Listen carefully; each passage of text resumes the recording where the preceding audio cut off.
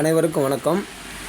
இப்போ நம்ம பார்த்துட்டு இருக்கிறது என்னென்னு பார்த்தீங்கன்னா, சுத்தமான தேங்காய் எண்ணெய் எப்படி தயாரிப்பது.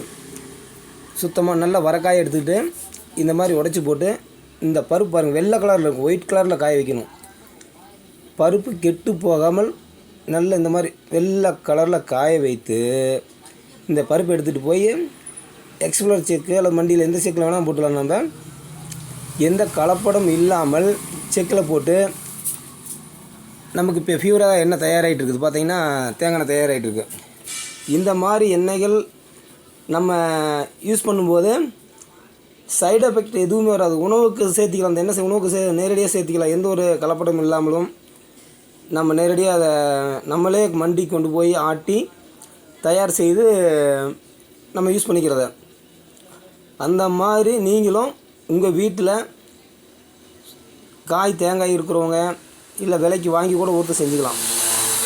அந்த மாதிரி சுத்தமான தேங்காயை எடுத்தோ அல்லது இந்த மாதிரி சுத்தமாக தேங்காய் ஆட்டுற இடத்துலையோ எடுத்துகிட்டு போய் நீங்கள் இந்த மாதிரி யூஸ் பண்ணிங்கன்னா உங்களுக்கு எந்த காலத்துலேயும் உடம்புல சைடு எஃபெக்ட் நமக்கு வரவே வராது.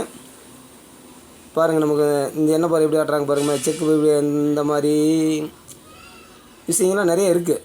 நம்ம தான் தெரிஞ்சிக்காமல் பாட்டில் அடைச்சி அது ஒரு வாசம் எடுக்கும். அது தேங்காய் வாசத்துலேயே மணக்கிற மாதிரி எசன்ஸை கலந்து